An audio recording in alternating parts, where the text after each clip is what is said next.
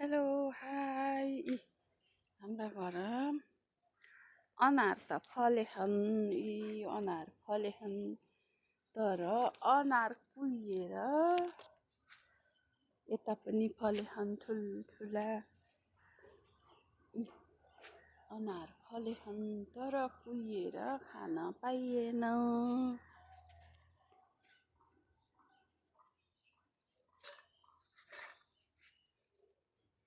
बुटको बुटु पनि यत्रो भयो झालेर तर त्यति राम्रो फलेन। यसलाई के उपचार गर्नुपर्छ थाहा छैन, कसैलाई थाहा भए भनिदिनु होला। मैले भिन्डी लगाउन थालेछु।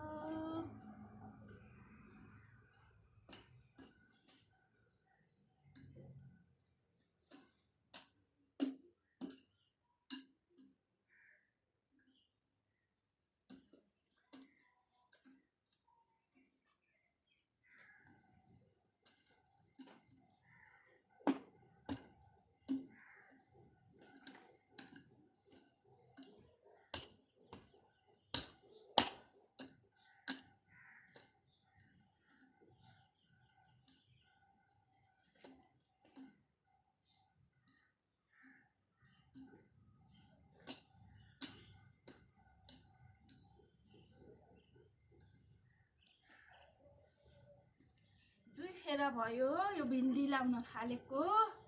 पहिला लगाए भएन,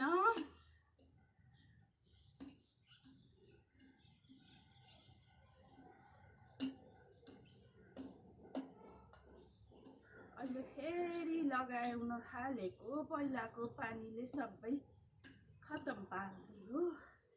या घोडा बस्नु खान भएको छैन।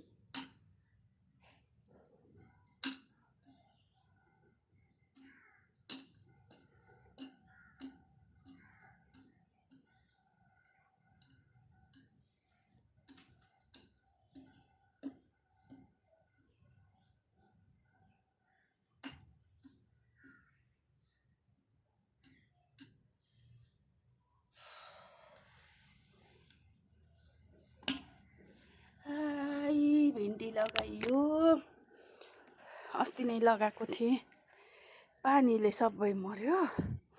अहिले भिन्डी लगाएको हो। थोरै थोरै त सबै चिज छ। यहाँ कुरिलो छ,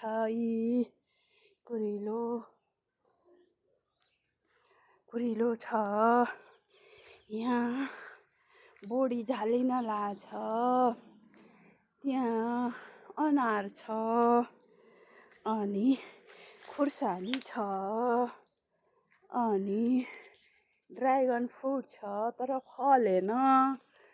फल्दै फलेन, किन फलेन, के भयो, यसलाई के गर्नुपर्छ थाहा भएन। मल पनि अलिअलि राखेकै हो, किन यस्तो भयो थाहा भएन। अनि यहाँ पनि काँक्रालाई अलिअलि भयो झेक्रा हालिदिएको। यता हल्दी छ। यहाँ चाहिँ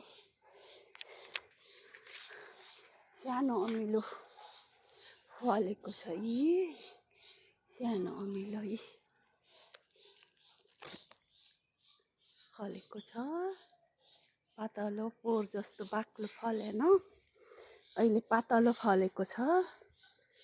आँप त फल्दै फलेन। आँप भन्ने कुरा किनेर खाइयो तर घरमा भएको बुटामा फलेन। आँप फलेन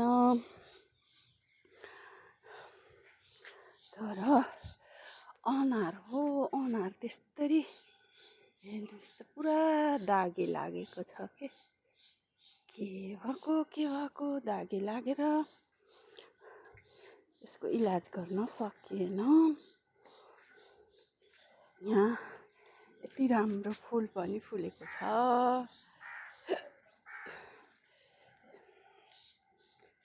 फुल पनि फुलेको छ।